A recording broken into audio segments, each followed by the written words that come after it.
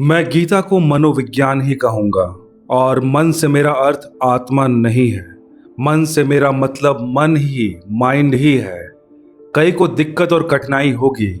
वे कहेंगे यह तो मैं गीता को नीचे गिरा रहा हूं, आध्यात्म शास्त्र कहना चाहिए। लेकिन आपसे कहना चाहूंगा कि आध्यात्म का कोई शास्त्र नहीं होता। ज्यादा से ज्यादा शास्त्र मन का हो सकता है। हाँ, मन का शास्त्र वहां तक पहुंचा दे जहां से आध्यात्म शुरू होता है, इतना ही हो सकता है। आध्यात्म शास्त्र होता ही नहीं, हो ही नहीं सकता। आध्यात्म जीवन होता है, शास्त्र नहीं। अधिक से अधिक जो शब्द कर सकता है वह यह है कि वह मन की आखिरी ऊंचाइयों और गहराइयों को छूने में समर्थ बना दे।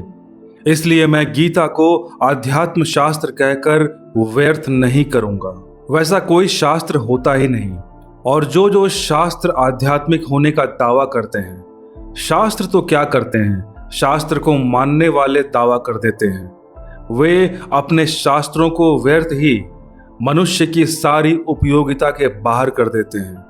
आध्यात्म है अनुभव, और जो अनिर्वचनीय है, और जो अवर्णनीय है, और जो व्याख्या के पार है, और जो शब्दों के अतीत है। और शास्त्र ही जिसे चिल्ला चिल्ला कर कहते हैं कि मन से नहीं मिलेगा, मन के आगे मिलेगा। जो मन के आगे मिलेगा वही शब्दों में नहीं लिखा जा सकता। इसलिए शास्त्र की आखिरी से आखिरी पहुंच मनस है, मन है। उतना पहुंचा दे तो परम शास्त्र है, और उसके पार जो छलांग लगेगी वहां आध्यात्म शुरू होगा।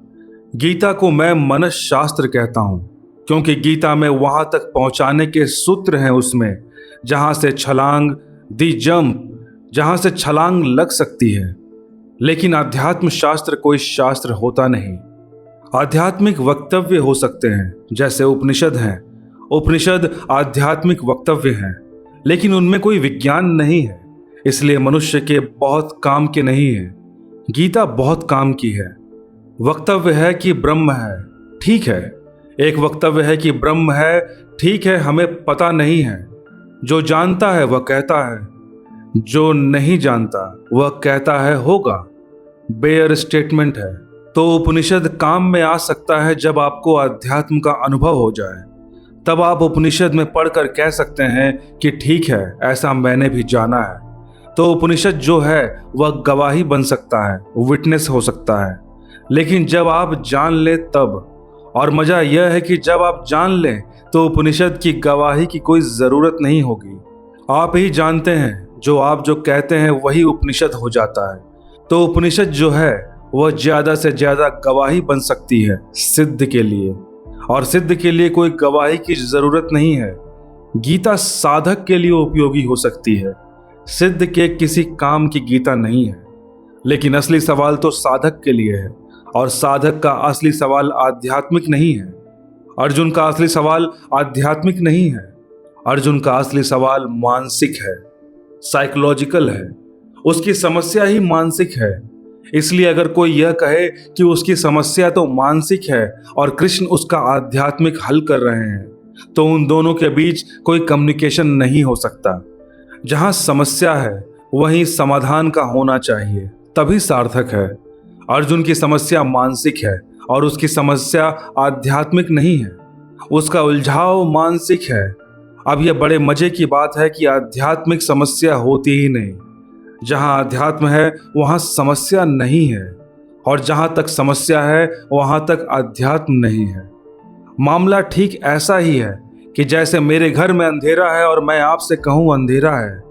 आप कहें कि मैं दिया लेकर जाकर देखता हूं कि कहाँ है, और आप दिया ले जाएं और अंधेरे को मैं ना बता पाऊं।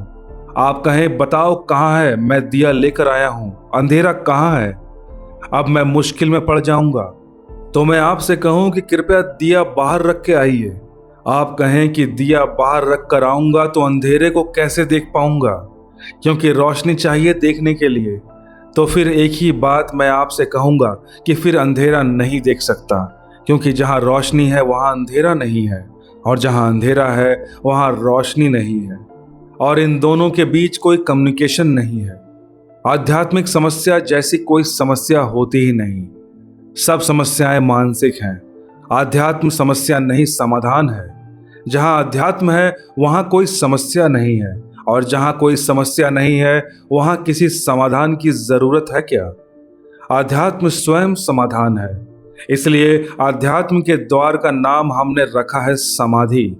समाधि का मतलब है जहाँ से समाधान शुरू होता है। यहाँ से अब समस्याएं नहीं होंगी। समाधि का मतलब है यहाँ से अब समाधान शुरू होता है। अब समस्या नहीं, अब आगे प्रश्न नहीं होंगे। अब आगे इसके पार समाधान का जगत है। वहाँ समाधान ही समाधान होंगे। वहाँ अब कोई समस्या नहीं होगी। लेकिन समाधि के द्वार तक बड़ी समस्याएं होंगी, और वे सब समस्याएं मानसिक हैं। अगर ठीक से समझे तो मतलब है the mind is the problem. मन ही समस्या है। जिस दिन मन नहीं है उस दिन कोई समस्या नहीं है। और अध्यात्म का मतलब है वह अनुभव जहां मन नहीं है। इसलिए जब गीता को मैं मनस शास्त्र कहता हूं तो अधिकतम जो शास्त्र के संबंध में कहा जा सकता है, द मैक्सिमम, वह मैं कह रहा हूं। उससे आगे कहा नहीं जा सकता। और जो लोग उसे आध्यात्मिक बनाएंगे वे पिटवा देंगे, वे उसे फिकवा देंगे। क्योंकि अध्यात्म की कोई समस्या नहीं है किसी को।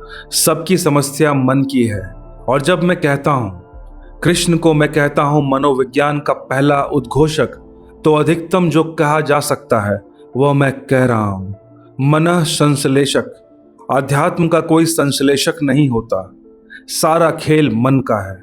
सारा उपद्रव मन का है। मन के कुर न कोई उपद्रव है न कोई समस्या। इसलिए मन के पार कोई शास्त्र नहीं है। सब गुरु शिष्य मन तक हैं। मन के पार कोई गुरु शिष्य नहीं है। मन के पार न अर्जुन है न कृष्ण है। मन के पार जो है उसका कोई नाम नहीं है।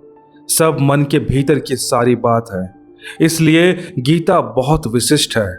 आध्यात्मिक वक्तव्य बहुत है, कीमती है, लेकिन वक्तव्य है, बेयर स्टेटमेंट है। एक आदमी कहता है ऐसा है, इसलिए इससे कोई हल नहीं होता। हमारी समस्याएं किसी और तल पर हैं। हमारी मुसीबतें किसी और तल पर हैं। उस तल पर ही बात होनी चाहिए।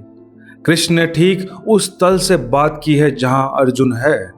अगर कृष्ण अपने तल से बात करें तो गीता अध्यात्म शास्त्र होगी। लेकिन तब अर्जुन को नहीं समझाया जा सकता था। अर्जुन कहता माफ करें, मेरा कोई संबंध नहीं है इससे।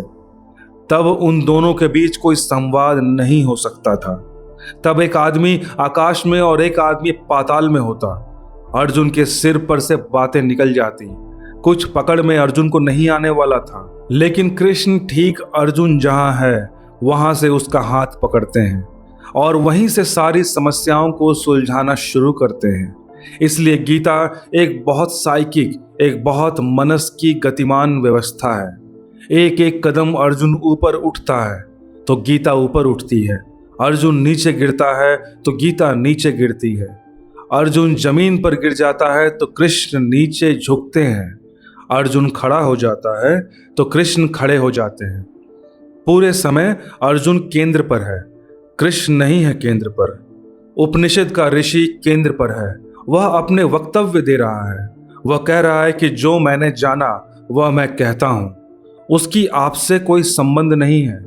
इसलिए मैं गीता को एक शिक्षक के द्वारा कही हुई बातें कह रहा हूं। कृष्ण सिर्फ ब्रह्मज्ञानी की तरह बोले तो अर्जुन से कोई नाता नहीं रह जाएगा। वे बहुत नीचे झुककर अर्जुन के साथ खड़े होकर बोलते हैं और धीरे धीरे जैसे अर्जुन ऊपर उठता है वैसे ही वे ऊपर उठते हैं। वे जहां छोड़ते हैं गीता के आखिरी सूत्र को, जहां से मानस समाप्त हो जाता है और अध्यात्म शुरू हो जाता है। उसके बाद चर्चा बंद हो जाती है। उसके बाद चर्चा का कोई मतलब नहीं है। इसलिए मैंने बहुत जानकर कंसिडर्ड मेरा जो वक्तव्य है ऐसे ही नहीं कह देता हूं। कुछ भी नहीं ऐसे कह देता। बहुत जानकर कहा है कि गीता एक साइकोलॉजी है और भविष्य सिर्फ उन्हीं ग्रंथों का है जो साइकोलॉजी है। भविष्य उन ग्रंथों का नहीं है जो मेटाफिजिक्स है। मेटाफिजिक्स मर गई, अब उसकी कोई जगह नहीं है। अब आदमी कहता है हमारी समस्याएं हैं, इन्हें हल करिए, और जो इन्हें हल करेगा उनकी ही जगह होगी। अब फ्रायड, जुंग, एडलर और फ्रोम और सलीवान इनकी दुनिया है। अब आप कपिल कनाद की दुनिया नहीं है। और आने वाले भविष्य में कृष्ण अगर फ्रायड और जुंग और एडलर की पंक्ति में खड़े होने का साहस दिखलाते हैं तो ही गीता का भविष्य है, अन्यथा कोई भविष्य नहीं है। मैंने बहुत सोच कर कहा है, बहुत जान कर कहा है। बाइबल को मैं नहीं कह सकता कि मानस शास्त्र है, नहीं कह सकता। कुछ वक्तव्य हैं जो मानसिक हैं, लेकिन बहुत गहरे में वे आध्यात्म हैं। अध्यात्म का मतलब जो जाना है जीसस ने, वह वक्तव्य दे रहे हैं। वही तकलीफ हुई है, क्योंकि जीसस आकाश की बातें कर रहे हैं, सुनने वाले जमीन की बातें समझ रहे हैं, इसलिए सूली पर लटकाए गए। सूली पर लटकाने का कारण है, और बहुत सा कारण जीसस के ऊपर है। जीसस कह रहे हैं कि द किंगडम ऑफ गॉड, मैं तुम्हें परमात्मा के राज्य का मालिक बना दूंगा। लोग समझ रहे हैं कि वे जमीन के राज्य का मालिक बनाने वाले हैं। यहूदियों ने रिपोर्ट कर दी उनकी कि यह आदमी खतरनाक है, रिबेलियस है, यह कुछ राज्य हड़पने की कोशिश कर रहा है। और जब उनसे पूछा पायलट ने कि क्या तुम राज्य हड़पने की कोशिश कर रहे हो, उन्होंने कहा कि हम राज्य पर हमला बोल रहे हैं, मगर वह दूसरे राज्यों की बातें कर रहे थे। किंगडम ऑफ गॉड, वह राज्य कहीं किसी को पता नहीं है। उन्होंने कहा यह आदमी खतरनाक है, इस आदमी को सूली पर लटकाना चाहिए। जीसस जहां से बोल रहे हैं वहां सुनने वाले लोग नहीं हैं, और जहां जीसस बोल रहे हैं वहां उनको सुनने वाला एक भी आदमी नहीं है। इसलिए जीसस और उनके सुनने वाले में कोई तालमेल नहीं है। कृष्ण अद्भुत शिक्षक हैं। वे अर्जुन को प्राइमरी क्लास से लेकर ठीक यूनिवर्सिटी के आखिरी दरवाजे तक पहुंचाते हैं। बहुत लंबी यात्रा है, बहुत लंबी यात्रा है, बहुत लंबी यात्रा, और बड़ी सूक्ष्म यात्रा है। और मैं वैसे ही चाहूंगा कि हम वैसी ही यात्रा करें।